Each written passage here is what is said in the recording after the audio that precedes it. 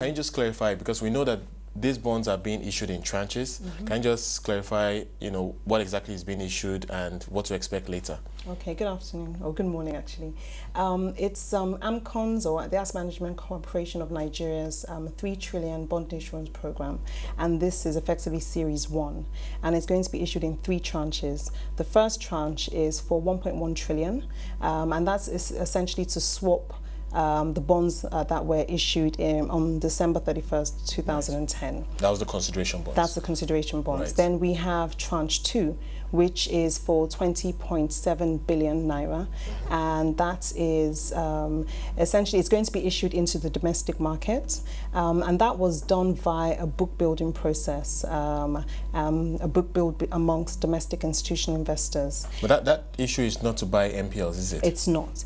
It's literally for price discovery purposes, and also to fund AMCON's operations as well. Right. And the market cleared at 11.8%.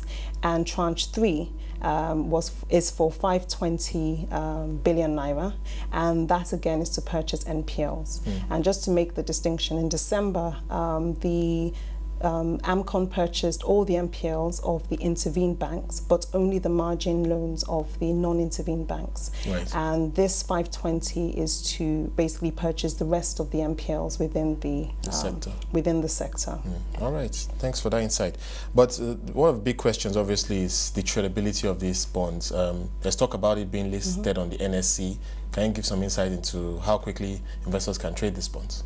The bonds right now are registered, and they are tradable in both the OTC market and on the NSC. They haven't as yet been listed on the NSC. Right, okay.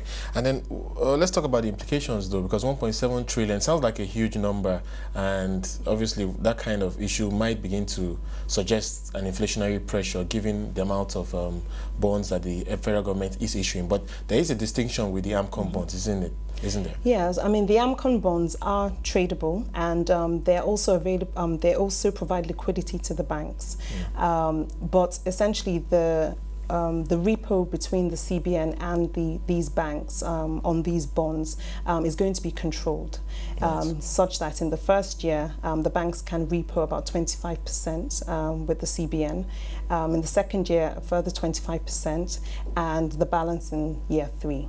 So in terms of the inflationary pressure, I think it's well managed in the way that the liquidity with the CBN has been managed as well.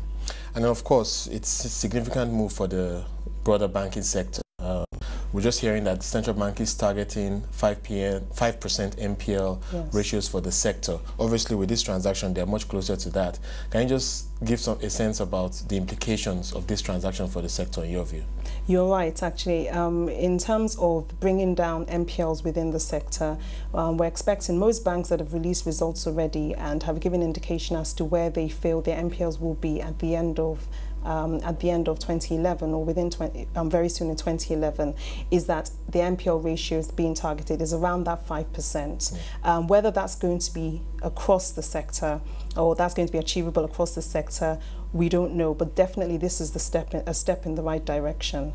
But apart from reducing the pressure from NPLs in the sector, what it's also going to do is going to increase earnings capacity for the banks.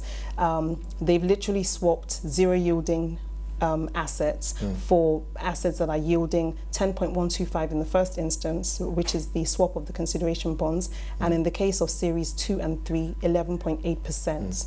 So it's definitely a positive mood for the sector in terms of earnings capacity. From an earnings perspective. Definitely. Right, very important point to make there. All right, but let's talk again about the impact on the bond market, because that's one area that many people are concerned about. 1.7 trillion in bonds hitting this market at pretty much the same time. Sure. For exactly the same reasons, in terms of the yields on these bonds, one would expect that most banks will hold on to the bonds as opposed to trade them. So the pressure or the threat of maybe sort of flooding of the bond market, I really don't think it's there, because at the moment banks are struggling to find bankable projects to increase their loan book, and we saw evidence of that last year, where most banks were very conservative in the way they grew their loan books, and most of the response we were getting from management was that there really just aren't that many bankable projects within the segments that they are looking to play in. So essentially, we see that we expect a lot of banks to hold on to these bonds, and therefore it will reduce the pressure in the bond market. Right. Let's talk about, obviously this is the first phase, if you like, yes, of these bond issues, and of course the zero coupon bonds were at the first in this market. Of this market, yes. But then we know that AMCON is going to issue more bonds. Yes. They're looking to buy equity into some of the intervened banks to allow these M&A deals to go through. Sure. What should we expect in that regard? There's going to be a Series 2. This is Series 1. There's going to be a Series 2. Essentially, Series 2 is going to recapitalize the intervened banks to bring in them to net asset position or shareholders' funds of zero. And this will only occur at the point of concluding an M&A deal with a prospective investor. So I think that's going to be done. My expectation is that that would be done on an as and when basis. And in terms of timing, it's really difficult to say, because obviously all these the M&A process has to go through the necessary regulatory channels. And essentially, we believe that this would happen no earlier than maybe towards the end of this quarter.